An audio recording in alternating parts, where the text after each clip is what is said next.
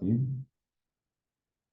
Estaba diciendo que la cita también es interesante porque, bueno, Tito Livio acá sí hace referencia, ¿no? Acá usa el término vestigia, o sea, habla de los vestigios históricos públicos. Probablemente esté haciendo referencia a monumentos o a inscripciones públicas, que un poco nos sirve para matizar la idea de que Tito Livio no revisa. Quizás es simplemente una mención y él realmente no revisa los registros, porque la verdad es que él no hace mucha referencia a documentos. Pero bueno, al menos es consciente de que hay documentos públicos que pueden servir como fuente histórica. También dice de Valerio Antias, a Valerio, pobre Valerio, vaya a saber uno cuán bueno era Valerio y si todo lo malo que dice de Valerio es verdad, pero a Valerio, cuando hace referencia a Antias, normalmente es para defenestrarlo, dice que es un autor sumamente exagerado y, por ejemplo, acá en esta cita que yo les copié dice, se trata de un historiador poco fiable en las cifras, porque no hay nadie más propenso a exagerarlas, ¿no? Esto lo dice en el libro 36. Después, respecto a Licinio Macro o Licinio Macrón, dice, el crédito que este autor busca para su familia lo convierte en una autoridad de menor peso aquí que otras, ¿no? Libro 7. Bueno, tanto Valerio como Licinio eran fuentes muy importantes y aparentemente muy populares en su época. Claramente son fuentes que Livio consultó asiduamente y que constituyen, por así decir, la base del material que Livio utilizó. Licinio particularmente viene de una familia muy importante, que es la familia de los Licini, que es una familia plebeya que va a estar, digamos, a la base de todas las reformas que van a culminar con las leyes Licinio-Sextias. Son leyes que, por así decir, ponen en plano de igualdad o tienden a llevar a los plebeyos a un plano de igualdad legal frente a los patricios, ¿no? Entonces, muchos autores, cuando Livio hace referencia a estos episodios, dicen, bueno, acá claramente lo que está pasando es que está sacando de la obra de Licinio, ¿no? Bueno, así que estas serían, por así decir, las obras de consulta más importantes de Tito Livio para los primeros 10 libros de Aburgo y Cóndita. No sé si tienen alguna pregunta. Ignacio, teniendo en cuenta la época de luchas eh, mm, y de ambiciones, etcétera, él fue intimidado, fue amenazado por sus escritos, por las cosas que escribía, y también pudo ganar dinero con esos libros. Bueno, excelentes preguntas. En principio no sabemos que haya sido intimidado. Lo que sí sabemos es que eh, Tito Livio era mofado, era burlado, le hacían bullying, diríamos hoy, por uno de sus contemporáneos, Asinio Polión, un personaje también de la Galia Cisalpina, que también era historiador y también era un republicano muy convencido, y decía que Tito Livio tenía mucha patawinitas, una patavinidad, que cuando él escribía o hablaba, no sabemos bien, es medio ambiguo el texto, tenía como provincialismo, ¿no? Hablaba como un provinciano. Esto puede hacer referencia tanto digamos, a su estilo o quizás a sus simpatías. No lo sabemos exactamente porque el texto es medio ambiguo. Creo que el que hace mención a esto es Tácito, pero no estoy seguro. Eh, pero en última instancia había gente que claramente que no coincidía con Tito Livio. Ahora, si él era famoso o ganaba dinero, bueno, famoso ciertamente era, y vamos a hablar de eso en un momento. Te pido que me tengas un poquito de paciencia, ya vamos a evaluar la obra de Livio y ahí vamos a hacer específica mención a su, digamos, popularidad. Respecto a si se convirtió en rico o no, la verdad es que no lo sé, pero, y también es una muy buena e interesante pregunta, ¿no? Tratar de reflexionar o de pensar si los historiadores o los autores en general podían enriquecerse con sus escritos o si simplemente lo hacían por el honor. Es decir, y también yendo a un aspecto más sociológico o económico, si querés, si la escritura de textos en la antigüedad permitía, en ausencia de derechos de autor, que los autores se enriqueciesen. Yo entiendo que como no había derechos de autor, esto muchas veces terminaba redundando en que los autores no se enriqueciesen de forma directa, es decir, por regalías, pero, digamos, los autores quizás por su popularidad podían acceder a ciertos beneficios, como la proximidad al poder, ciertos obsequios, o la proximidad a figuras como los mecenas, ¿no? Mecenas, este amigo del emperador Augusto, que se hizo, digamos, famoso por patrocinar a los poetas del periodo augustal como Horacio y como Virgilio, y que muchas veces funcionaban como, bueno, los que fundaban estas aventuras literarias. Una cosa con respecto a la concepción cíclica del tiempo. Sí, May. La religión romana tenía una concepción cíclica del tiempo que a Tito Livio le, digamos, lo condicionara a concebir el tiempo de manera cíclica. Bueno, excelente pregunta. Que yo sepa, no, que yo sepa, los romanos no tenían una concepción cíclica específica del tiempo, pero sí, digamos, es debatible. Los romanos pensaban en edades muchas veces, hay que ver, digamos, estaba toda esta, no la voy a llamar teoría porque me parece un poco exagerado decir que era una teoría, pero estaba toda esta concepción de las edades del oro, la edad de la plata, la edad del hierro, la edad del bronce, que es muy común en algunos textos literarios, pero lo cierto es que para la época de Tito Livio, recordemos que a él le interesaba la filosofía, eran muy influyentes dos escuelas filosóficas, bueno, tres en realidad, pero dos principales en Roma, que son la escuela epicuria, algunos asocian, por ejemplo, a Julio César con el epicureísmo, y otra, incluso más importante y más influyente en Roma, que es el estoicismo. De hecho, Walsh, un autor que yo acabo de mencionar, y uno de los, si no me equivoco, el único que ha creado un texto, por así decir, que cubre la obra de Tito Livio en general, eh, habla de Livio como un autor estoico, ¿no? Él trata de ver si en la obra de Livio se usan conceptos del estoicismo, y él responde afirmativamente, que es un autor que claramente manifiesta una concepción estoica del mundo, eh, y que se puede ver que hay un vocabulario detrás de la obra y una concepción estoica de la historia.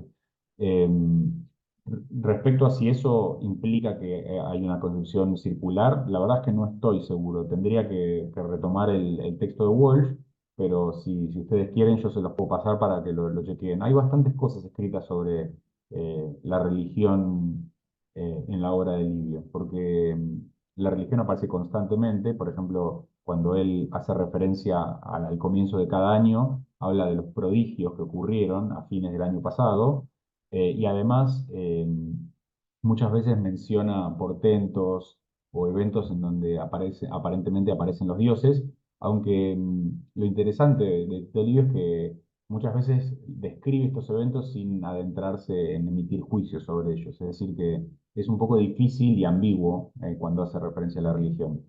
Pero para dar una respuesta un poco más directa, Tito Livio claramente es una persona religiosa. Tito Livio claramente parece estar asociado a creencias racionalizantes o vinculadas al estoicismo. eh, y me parece discutible pensar si él está imaginando una historia en ciclos. Lo que argumenta Mineo, que es un poco lo que vos me parece me preguntabas, es que él usa este tipo de registro cíclico en su historia para organizar lo narrativo, pero de ahí a que él piense que hay una repetición, bueno, es tal vez más difícil de probarlo. Gracias. Por favor, gracias a vos, Mailén, por el comentario. Bueno, para los siguientes volúmenes de Aburbe Cóndita, los volúmenes 21 a 30, me van a tener que esperar para la clase que viene, porque la clase que viene va a ser específicamente sobre eso. Así que voy a saltar esos volúmenes y voy a hablar, digo, aclaro que esos volúmenes son los que cubren la Primera Guerra Macedónica, que es el eje del curso, el foco. Así que paso a hablar de las fuentes de los últimos volúmenes. Bueno, en los últimos volúmenes 31 a 45, que son los que conservamos lamentablemente, no nos quedan más que estos, eh, Tito Livio pasa a hablar fundamentalmente de las guerras sostenidas contra los reinos helenísticos. En particular, va a hablar de la Segunda Guerra Macedónica. Yo la mencioné la semana pasada. Esta guerra es una guerra que dura del 200 al 197, y va a cubrir los libros 31 y 33, 31 a 33. Es una guerra importante porque es la guerra que, por así decir, libera, vamos a usar muchísimas comillas acá, pero es la guerra en donde los romanos liberan a los griegos. eh, y le ponen, por así decir, un límite a la expansión del reino macedónico que había empezado a ocurrir con Antígono y con Antígono Dosón y con Filipo V, ¿sí? También va a cubrir la guerra contra Esparta. Hay una guerra entre romanos y espartanos, siempre me pareció un título muy interesante. Digo, para pensar, ¿no? Porque los espartanos tenían fama de ser muy buenos guerreros y los romanos también. Es una guerra que va a estar cubierta en el libro 34, llamada la Guerra de Nabis, porque era el tirano de Esparta. Después se van a cubrir la guerra entre los romanos y Antíoco III, la guerra romano-seleucida, que es una guerra que se va a cubrir entre los libros 35 y 38. Esta guerra es importante porque el imperio seleucida era el de los reinos sucesores macedonios, era el más grande, el más influyente, el más importante de todos, y después de la guerra contra los macedonios, Antíoco trata de entrar en Grecia y es derrotado, y acá se ve muy claro cómo los romanos están convirtiéndose en el nuevo hegemón del mundo antiguo, ¿no? Y finalmente, los libros 43 a 45 van a cubrir la Tercera Guerra Macedónica, que como también dijimos la semana anterior, la guerra que, por así decir, hace que Macedonia se convierta en un estado dependiente y es la que en última instancia ocasiona que Polibio tenga que emigrar hasta Roma, trayéndonos como resultado la escritura de sus historias, ¿no? Bueno, las fuentes principales para estos libros se mantienen algunas fuentes principales que van a ser Valerio Bantias y Claudio Cuadrigario, ¿sí? Pero se le va a sumar una tercera fuente y esa fuente no es otra que nuestro querido amigo Polibio de Megalópolis. El relieve en bronce que ven acá en pantalla es el relieve de un filólogo e historiador alemán llamado Nissen, Heinrich Nissen, que en el siglo XIX se tomó un lindo y largo trabajo de escribir un libro que se llama Investigación Crítica sobre la cuarta y quinta décadas de Tito Livio, y se considera que su obra es, por así decir, el pilar fundamental para todos aquellos que tratan de, digamos, estudiar filológicamente las obras de Tito Livio y Polibio, ¿sí? Básicamente, Nissen demostró que en estas décadas la información provenía fundamentalmente de Polibio. Es bastante ardua la investigación, muy, muy, muy técnica, y también explicó esos mecanismos. Y además, adicionalmente, se tomó el trabajo de explicar cómo Tito Livio fue mezclando, por así decir, o sintetizando la información de sus fuentes. Por estas razones, se lo reconoce a Nissen como uno de los, por así decir, de las máximas autoridades en el tema de las fuentes de Tito Livio. Bueno, en términos generales, dice Nissen, los métodos de trabajo de Tito Livio parecen haber sido los siguientes.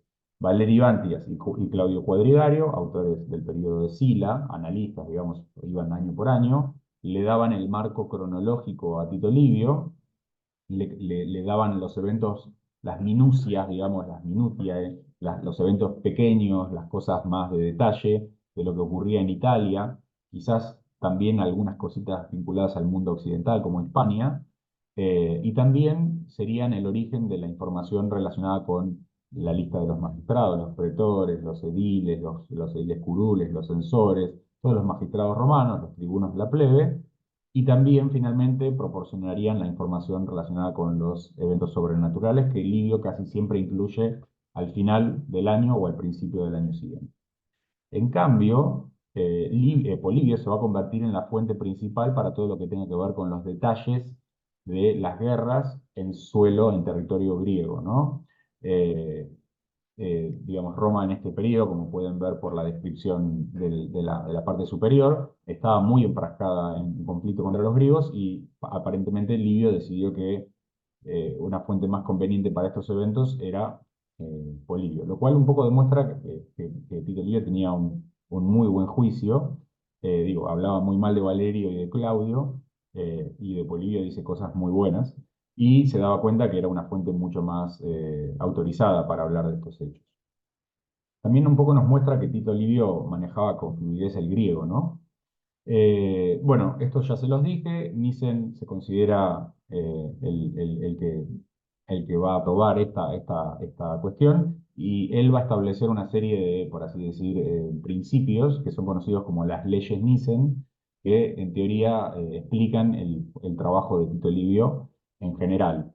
Estas leyes, recientemente, estas leyes Nissen, por así decir, han estado bajo escrutinio y hay muchas personas que las cuestionan, entre las cuales me incluyo. Hay algunas cosas con las que yo no estoy del todo de acuerdo. Bueno, Livio va a hablar, va a reconocer la importancia de Polibio en estos libros, y lo más interesante de todo es que lo va a comparar favorablemente en relación con los autores romanos, ¿no? Acá alguien antes me preguntaba, ¿qué pasa con el patriotismo de los autores romanos? Creo que fue Mailén. Y bueno, acá tenemos un ejemplo de que Livio, al menos en este caso, deja de lado el patriotismo y reconoce que, en este caso, el autor griego debe tener una supremacía moral e intelectual por sobre digamos, por sobre los historiadores romanos, ¿no? Dice lo siguiente: de creer a Valerio, que aumenta todas las cifras de forma exagerada, aquel día fueron muertos 40.000 enemigos. Cayeron prisioneros, aquí la exageración es más moderada, 5.700, y se capturaron 249 enseñas militares. También Claudio consigna la cifra de 32.000 enemigos muertos y 4.300 prisioneros. Fíjense que hay discrepancias entre los dos. Nosotros no hemos dado por buena precisamente la cifra más baja, sino que hemos seguido a Polibio. Acá dice Polibium secuti sumus, ¿no? Hemos seguido a Polibio. Y después dice, autor fiable en todo lo referente a la historia de Roma y de modo especial en la que se desarrolló en Grecia. Y esto es muy interesante porque acá Tito Livio está reconociendo no solamente que Polibio es un autor fiable en términos griegos, Tito Livio es fiable en todo lo referente a la historia de Roma, ¿no? Así que, bueno, en este sentido es importante matizar un poco la visión negativa que a veces tenemos de Livio como un autor acrítico que no puede evaluar sus fuentes, que va siguiendo las fuentes medio, de manera medio tonta, medio alocada, ¿no? Sin estar prestando la atención. Acá más bien Tito Livio parece indicar un juicio bastante sensato respecto a las fuentes. No sé si quieren hacer algún comentario o tienen alguna pregunta respecto a esto.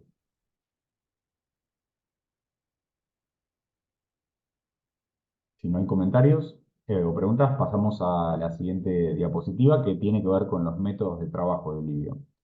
Bueno, en comparación con otros historiadores, ya nos estamos, digamos, acercando hasta al final de la presentación. En comparación a otros historiadores, y en particular respecto a Tucídides y Polibio, eh, Livio es considerado normalmente como un historiador deficiente. Esto lo dice Patrick Walsh, uno de los especialistas más grandes de Tito Livio, en su libro de 1955. Dice que es un historiador con muchos problemas y con muchas deficiencias. Y en cierto sentido es verdad que Tito Livio, sobre todo si usamos criterios actuales, es un autor relativamente acrítico y que muchas veces demuestra tener ciertas torpezas, ¿sí? Independientemente de esto, obviamente es una opinión, hay consenso sobre Tito Livio, hay como cosas ya más establecidas y los consensos sobre sus métodos son los siguientes. Primero, que escribía muy rápido, que componía las obras muy rápido. Segundo, que tenía un gran conocimiento de los trabajos previos, que los conocía bastante en detalle. En particular a los autores romanos, él dice que él se leyó a todos los autores griegos y romanos, pero lo cierto es que más que referencias a Polibio y quizás alguna a Sileno, un autor un poquito más tardío, más antiguo que Polibio, casi no tenemos referencia a autores griegos. Esto quizás se deba simplemente a que tenemos los libros que tenemos, pero más probablemente es porque Livio se sentía más cómodo trabajando con autores romanos. Quizás también pueda deberse a que se sentía más cómodo referenciando solamente autores romanos o principalmente romanos y no tanto a los griegos. Pero lo cierto, en definitiva, es que las referencias suelen ser a autores romanos y eso nos hace pensar que las fuentes principalmente eran de autores romanos. Bueno, el hombre que tenemos acá en pantalla James Luce, no sé exactamente cómo se pronuncia, otro de los grandes autores sobre la obra de Livio y en particular sobre los métodos, dice que, en su opinión, Livio lo que hacía era trabajar en tres etapas, ¿sí? En una primera etapa, el trabajo consistiría en imaginar la estructura narrativa, es decir, tratar de pensar, bueno, en estos 5 libros, ¿qué tengo que hacer? ¿Hasta dónde tengo que ir? Desde dónde tengo que partir y hasta dónde tengo que llegar. Y después pensar adentro de cada libro digamos, qué relatos se van a incluir. En general, Lucha hace un trabajo súper interesante donde muestra un poco cómo es la dinámica de cada grupo de 5 libros y también hace un análisis pormenorizado de cada libro, viendo, digamos, cómo se van construyendo los episodios, ¿sí? Entonces, en esta primera etapa lo que haría Livio sería, por así decir, como construir el panal, ¿no? Mentalmente, tratar de determinar se va a incluir en esos 5 libros y adentro de cada 5 libros, digamos, adentro de cada libro, qué se va a poner adentro de cada uno, cuáles van a ser los episodios centrales de cada libro. En general, en esta primera etapa lo que hacía entonces era leer de forma general, tratar de buscar las fuentes y hacer una primera lectura de todas esas fuentes. En la segunda etapa, una vez que ya tenía la arquitectura lista y había seleccionado las fuentes, Luce creía que Livio volvía a releer las fuentes. No se sabe bien si Livio directamente leía él sus fuentes o se las hacía leer por un asesor, un esclavo o algún asistente. Digamos, si tomamos información de Plinio, por ejemplo, que vivió relativamente cerca de esta época, Plinio cuenta que él se hacía leer los escritos, pero Plinio era un gran senador, digamos, era una figura muy, muy rica, entonces quizás Livio no tuviera acceso a esta capacidad, pero en última instancia, Luce cree que Livio releía todos los textos y que en general elegía una fuente principal y que complementaba esa fuente, por así decir, con otras fuentes secundarias de información. Es decir, que por ahí para los libros 31 y 45, la fuente principal sería Polibio y cada tanto iba chequeando que las fuentes complementarias no, digamos, le evitasen incurrir en errores. Hay un autor italiano muy, muy interesante llamado Tiziano Dorandi que se pregunta cómo era el proceso de tomar notas en la antigüedad, ¿no? Porque, bueno, obviamente había algún tipo de anotaciones y él cuenta que, bueno, a grandes rasgos coincidiría con un poco con lo que dice Luce. En una primera etapa los autores diagramaban, ¿no? Tomaban notas en general, algunos hablan de tablillas de cera, otros de anotaciones en papel, en papiro. Después esas anotaciones se hacían un comentario, una segunda etapa en donde ya se sintetizaba el material con todos los datos, la información, y finalmente en la tercera etapa se pasaría a la escritura.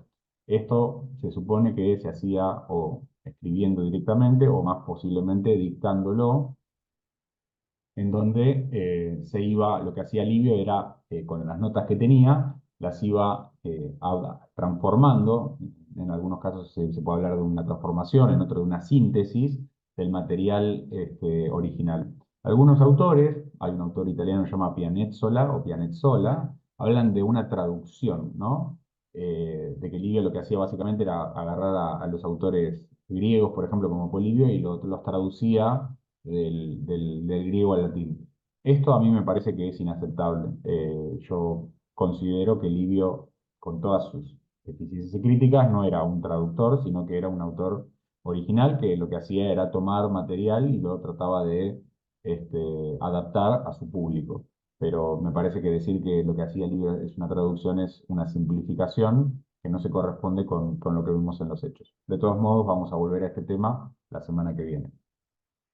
Bueno, algunos especialistas, en particular Walsh, que mencioné hace un ratito, han sido muy, muy, muy duros con Livio, ¿sí? En términos generales, casi todos los autores del siglo XIX y de principios del siglo XX consideran que Livio es básicamente un historiador completamente deficiente y van a enunciar una serie de críticas. Estas críticas van a ser recogidas, por así decir, por Walsh, que va a compartir muchas de estas objeciones que se le hacen a Livio. Por ejemplo, dice lo siguiente: en términos generales, sigue una fuente en la descripción de un evento, pero al transcribirla introduce su propia motivación política, religiosa y moral, y reorganiza el material según sus propias exigencias estilísticas. Bueno, esto sería lo de menos, ¿no? Lo que está diciendo básicamente es que no es demasiado fiel al contenido original, sino que lo va adaptando a sus propias necesidades. Esto en principio no me parecería ser algo necesariamente malo para un historiador, porque cada historiador tiene que contar una historia adaptada, por así decir, a su propio tiempo. Esto, en mi opinión, no considero que constituya una falsificación, sino que es algo propio de la labor del historiador, ¿sí? Cada tiempo produce su propio historiador en algún sentido. La siguiente oración es un poco más, más dura. Igualmente censurable, dice, el resultado inevitable de este método es su tendencia a resumir al final de una descripción una visión completamente opuesta, sin dar siempre una clara indicación de su propio juicio. Bueno, acá lo que le está diciendo, lo que le está achacando Walsh a Livio es que cuando Livio se encuentra con dos fuentes que se contradicen, en vez de dar un juicio crítico, y determinar cuál de las dos fuentes tiene la razón, simplemente lo que dice es, bueno, pone la versión A, pone la versión B y sigue, ¿no?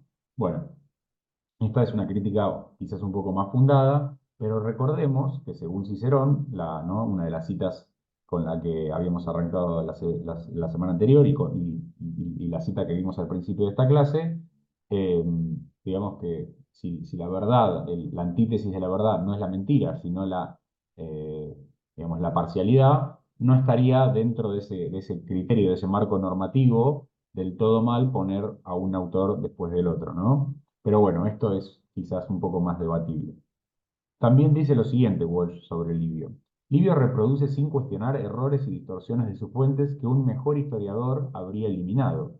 Tal sesgo patriótico también se demuestra en las muchas ocasiones en que Livio permite que cifras manifiestamente exageradas de las pérdidas enemigas queden sin ser desafiadas. Bueno, acá ya es un poco más grave la acusación, ¿no? Básicamente lo acusa de ser un copista acrítico, algo que Nissen y otros autores ya habían dicho de él, que era una persona que copiaba de forma acrítica la información de las fuentes, y además también lo acusa de ser un historiador que tiene un sesgo patriótico, ¿no? Esto es quizás relativamente grave, como vimos también la semana anterior, Polibio decía que el historiador tenía que evitar esto, y acá Walsh le está diciendo justamente que tiene un sesgo patriótico, ¿no?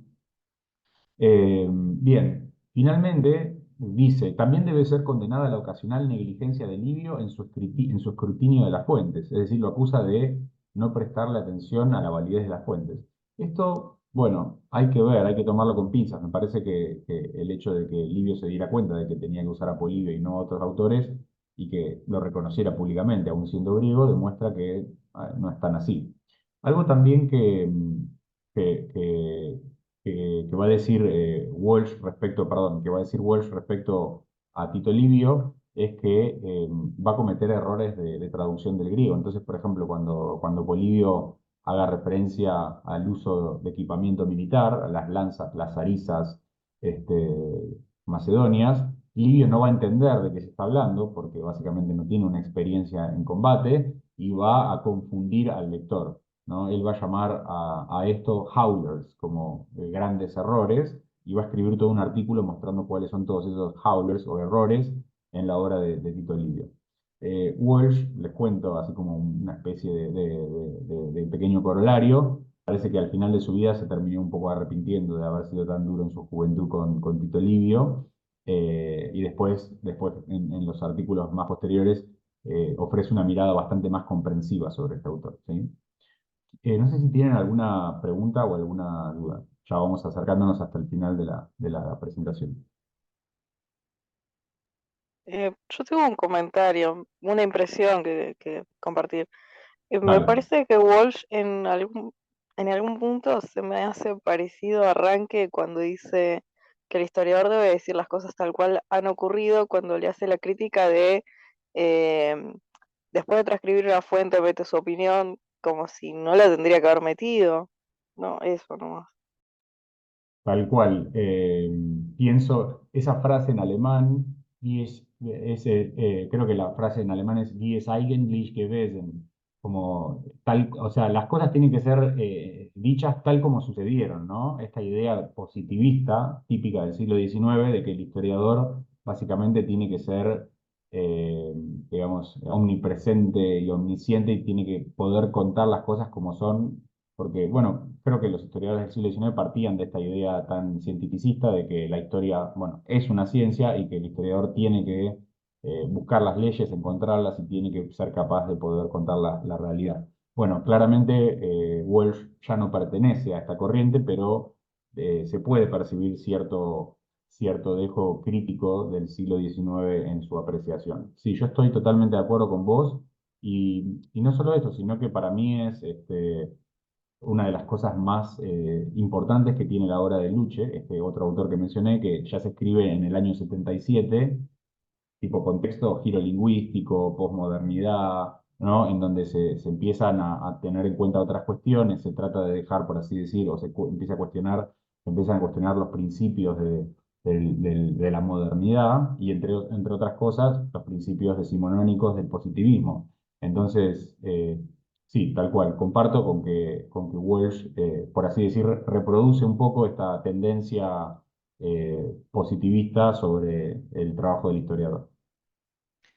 Ignacio, vos vertiste una opinión con relación a la labor del historiador, de cómo debía proceder con suministrarse las fuentes, los datos, etcétera.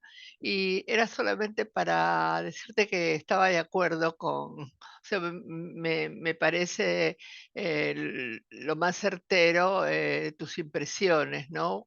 En relación a la transcripción que hace de toda la información que recaba, que es muy particular y bueno, tiene que haber una cierta legitimidad, honradez en la transcripción, pero de cualquier manera están el estilo y el pensamiento de cada autor que también hay que tomar en cuenta y eso se puede comparar cuando uno por ahí lee otras opiniones o otros datos.